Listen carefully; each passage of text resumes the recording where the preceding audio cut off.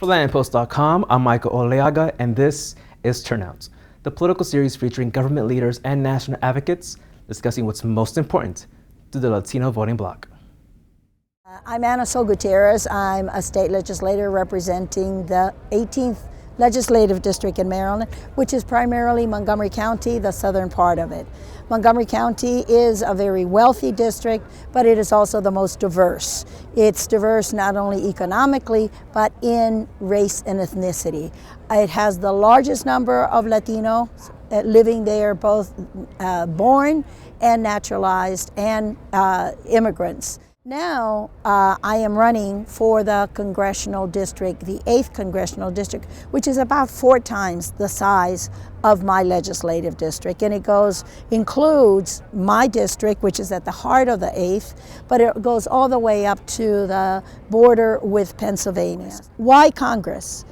Because Congress is uniquely the place where we can do something about immigration, where we can really change the reality of what is happening to our immigrants community in the United States. At the state level, I have done everything I can to make the quality of life of immigrants and every one of my constituents better.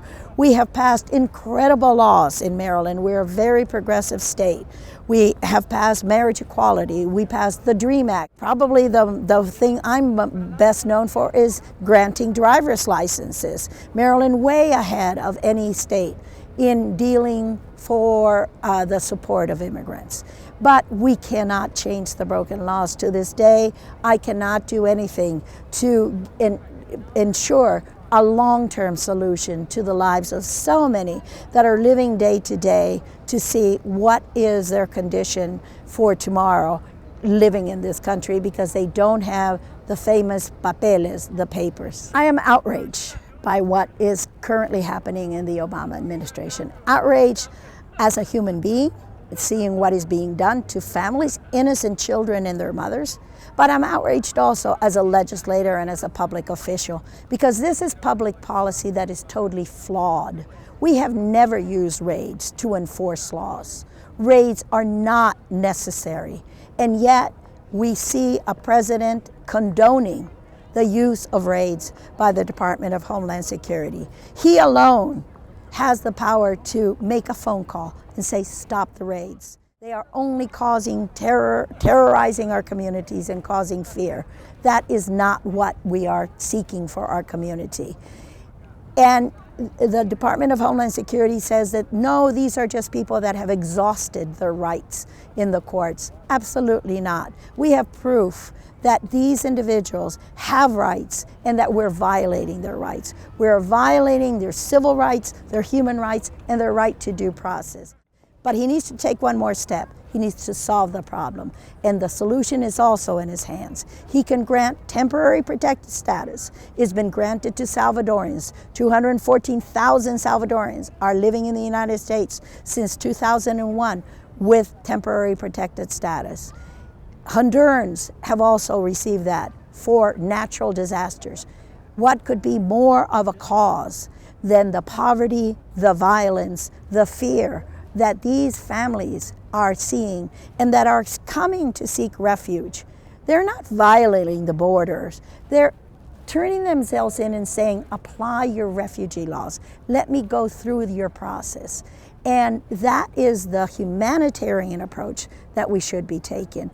And the president, with one pen, can grant them all temporary protected status until we can solve the root causes, until we can change the hell that they are living in their own home countries. Well, I really hope that with my efforts to be a voice for the most vulnerable, a voice for the Latinos, a voice for those that do not have a voice, that we're going to have many, many other citizens that are Latinos who are looking at our communities and saying, si se puede, I can do it. And you know how you can do it? You can do it with your vote. Don't sit back. Don't say my vote doesn't count. Your vote is the most important thing that you have, because it's your voice to make change. And if you really care about our future of our communities and the future of our children, You get out there, you vote, you make sure that everybody you know is voting and that you're supporting the candidates that are going to make that positive change for our communities and for our future. I want you to know this is me. This is who I am. When I first ran, there were no Latinos really in my district. But I knew, because I was seeing the migration and the growth, that we would soon become a very large community, a very productive and hardworking community, and indeed that's what has happened. What I have been thinking for many, many years is what I do is to open that door and hopefully be a role model for all of those young people like yourself who has the potential to really represent our community for the long run. This is not, I don't want to be a first. I want to be one of many. That is what I aspire to do. And if this is a first race that empowers our community to get out and vote, if we are not voting, we're never going to make it.